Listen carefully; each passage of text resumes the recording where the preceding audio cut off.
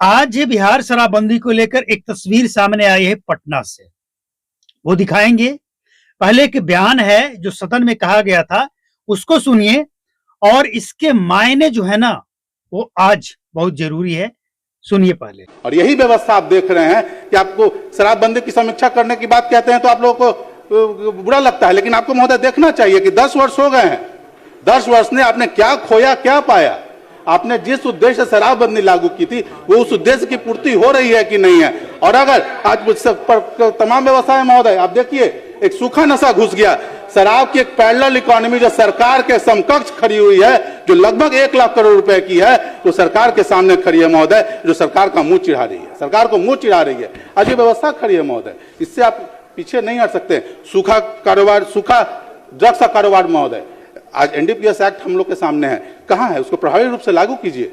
आज हर जिले में, हर पंचायत में, हर जगह पे आप देखिए कि सूखा नशा का कारोबार हो रहा है। सूखा नशा का कारोबारी जो है वो दिन पर दिन बढ़ते चला जा रहा है। और ये एक दिन हम लोग के बीच में महोदय समस्या खड़ा होगा। जिस राज्य पंजाब सूखा नशा के लिए हमेशा वहां असेंबली में हंगामा होता है, बिहार भी बहुत दिन दूर नहीं है महोदय। और मेरा मानना है कि कहीं न कहीं इसी के चलते लूट, छिनतई, रेप जैसी घटना नाबालिग बच्चों के साथ महोदय, 1 साल की बच्ची, 1.5 साल की बच्ची, 2.5 साल की बच्ची, 4 साल की, क्या हो रहा है महोदय?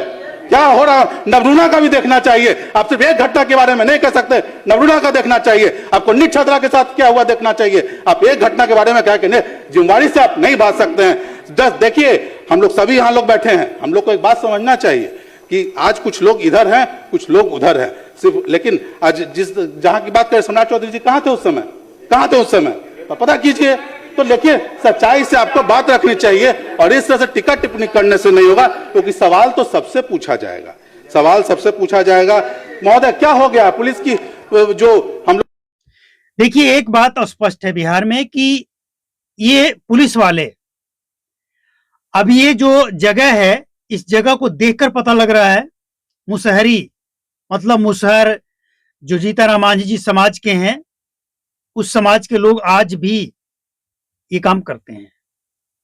और ऐसे जगह पे कार्रवाई करके अगर पुलिस वाले अपने आप पीठ थपथपा रहे हैं तो उनको सोचना पड़ेगा। और सोचना ये पड़ेगा कि ये जो तस्वीर सामने आई है, ये पटना की तो है ही, लेकिन ये तस्वीर बिहार के अलग अलग जगहों में आज भी मौजूद है। और होता क्या है, अभी कुछ दिन पहले पुलिस पदाधिकारी के जो आला अफसर हैं, उनका पोस्टिंग ट्रांसफर इधर से उधर हुआ है। अब जब कोई नया आता है तो वो क्या करता है, थोड़ा सा अपना रौब दिखाने के लिए इस तरह के तस्वीर सामने लाते हैं, ताकि लोगों में दहशत फैले कि जो नए साहब आए हैं ना, बड़ा कड़क है, वो जो कहेंगे वो सुन लीजिएगा, मान लीजिएगा, नहीं तो फंस जाइएगा। आपने देखा होगा इस तरह की घटनाएं घटती है। तो ये जो तस्वीर सामने आई है, गरीब कमजोर बस्ती, एकदम ऐसे लोग जो सदियों से ये काम कर रहे हैं, और बिहार सरकार को लगता है कि हम कानून बनाकर लागू कर दिए तो ये खत्म हो गया। तो पटना जिला को जब आप नशा मुक्त नहीं कर पा रहे हैं, आप अपने मंत्रालय के लोगों का आदत नहीं छुड़ा पा रहे हैं, और खुद मुख्यमंत्री तंबाकू खाना नहीं छोड़ रहे हैं, तो पूरे बिहार का ठेका आप क्यों ले रखे हैं जबरदस्ती? और सबसे बड़ी बात, जब लोग नहीं मान रहे हैं, तर्क क्या दे रहे हैं? अब कहेंगे कि और भी कानून है, उसको नहीं माने तो इसका मतलब क्या कानून हटा दें? नहीं हटाइए। लेकिन एक सवाल और खड़ा हो जाता है कि बिहार में सिंगल यूज पॉलीथीन भी बंद है। लेकिन क्या बंद है? मार्केट में आपको नहीं मिल रहा है? क्या प्रशासन को ये बात नहीं पता है? बिहार में गुटखा भी बैन है, बीड़ी सिगरेट भी बैन है, क्या नहीं बिक रहा है? कई तरह के नशीली दवाइयां बैन है, कई तरह के कीटनाशक बैन है, जो फल सब्जियों पे छिड़काव किया जाता है। तो क्या सब बैन है? और अगर नहीं है तो इसका जिम्मेवार कौन है?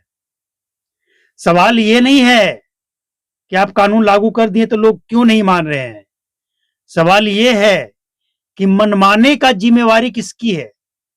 अगर बिहार में कीटनाशक बैन है तो सब्जी पे बेचा ये छिड़काव क्यों किया जा रहा है, फल पे छिड़काव क्यों किया जा रहा है? क्योंकि वो मिल रहा है।